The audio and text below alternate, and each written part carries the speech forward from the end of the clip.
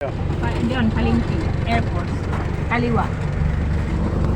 Nasira yung phone mo. Yeah. Baka malaglag.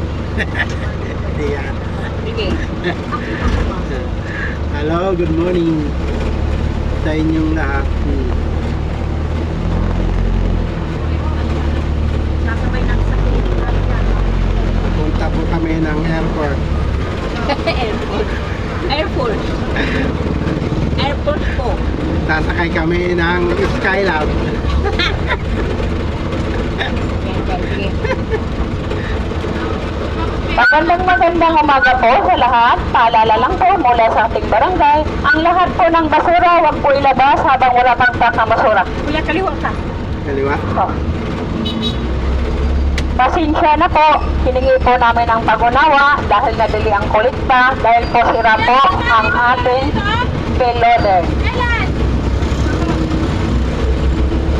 Gagawan po ng paraan ng ating barangay, nagrenta po ng panibagong payloader para magawa po na kukolektahin po ang inyong basura po. Paalala lang po sa lahat, huwag ilabas ang basura habang wala pang truck ng sasakyan. Kasi kakalatin lang po yan sa kalsada. Hiningi po namin ng inyong pangunawa at pasensya dahil po sira po ang ating payloader at punong-puno na po ang ating dump site. Pag pumila po ang ating dump truck, 4 na oras po bago makabalik.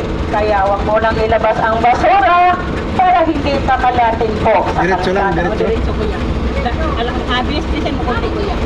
Kasi malayo pang ikot natin hanggang Samat. Magandang umaga po, Airport Road. Paalala lang po mula sa ating barangay, huwag maglabas ng basura habang wala pa po yung sasakyan ng basura. Pasensya na po, hiningi po namin ang inyong pangunawa. Bili po ang pagkulikta dahil sira po ang ating payloader po. Pangalawa, punong-puno na po ang dump site. Kaya nahirapan po tayong magtapon dahil ilang po ang ating dump truck ng 4 na oras po bago makabalik pagkulikta ng basura. Kaya manghingi po kami ng pasensya kung bakit natagalan ang pagkulikta ng inyong basura. Diretso lang kuya. Diretso lang. Magandang umaga po, lalo na po dito sa Palengke po. Huwag maglabas ng basura habang wala pa po ang truck ng ating basura dahil kakalating lang po yan dyan sa kalsada. Hiningi po namin ang inyong pasensya at pag-unawa kung bakit natagalan kami sa pagkulikta.